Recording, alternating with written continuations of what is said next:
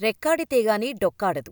అసలకే పేదరికం. ఆకలికి దరిద్రం తోడైనట్టు ఆడపిల్ల పుట్టింది అంటూ ఆ తండ్రిని అందరూ జాలిగా చూశారు.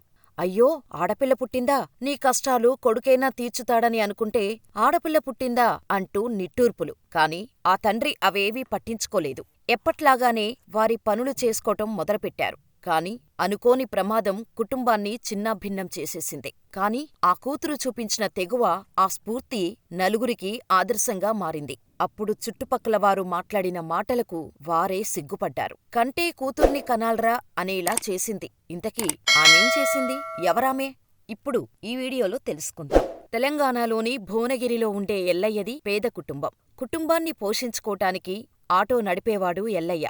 ఈ క్రమంలోనే ఆయనకు పెళ్లి కావటం, ఆడపిల్ల పుట్టడం చకచకా జరిగిపోయాయి. అయ్యో, ఆడపిల్లనా అంటూ అందరూ అనేవాళ్ళు. కాని చిరునవ్వుతో అవేవీ పట్టించుకోలేదు ఎల్లయ్య.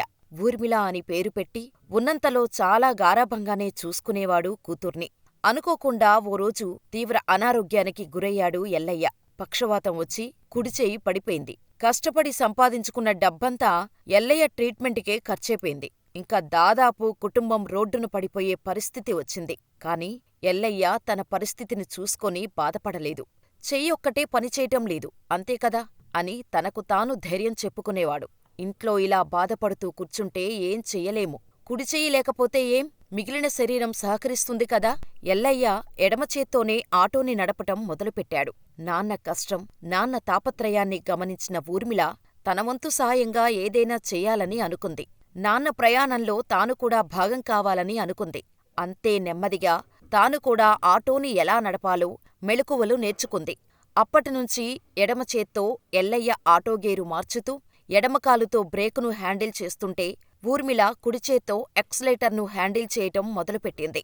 9వ తరగతి చదువుతున్న ఊర్మిళ స్కూలైపోగానే రోజూ సాయంత్రం తండ్రితో కలిసి ఆటోని నడపటం మొదలుపెట్టింది. అలా తండ్రికి కుడిభుజంలా మారింది ఊర్మిళ. తండ్రి కష్టాన్ని అర్థం చేసుకొని తండ్రికి కుడిభుజంగా మారి జీవన ప్రయాణాన్ని సాగిస్తున్న ఊర్మిళ ఎంత గ్రేట్ కదా. చిన్న చిన్న కారణాలతో జీవితాన్ని అంతం చేసుకుంటున్నారు చాలామంది.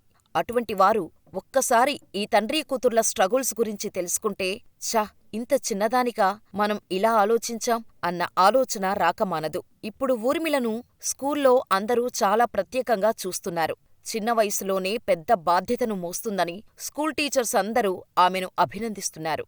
ఇక చుట్టుపక్కలవారైతే కూతురంటే ఇలా ఉండాలి, తల్లిదండ్రుల కష్టాన్ని అర్థం చేసుకోవాలి అని అంటున్నారు. కుడిచెయ్యి పోయినా బంగారంలాంటి కూతురు ఉంది ఎల్లయ్యా నీకు.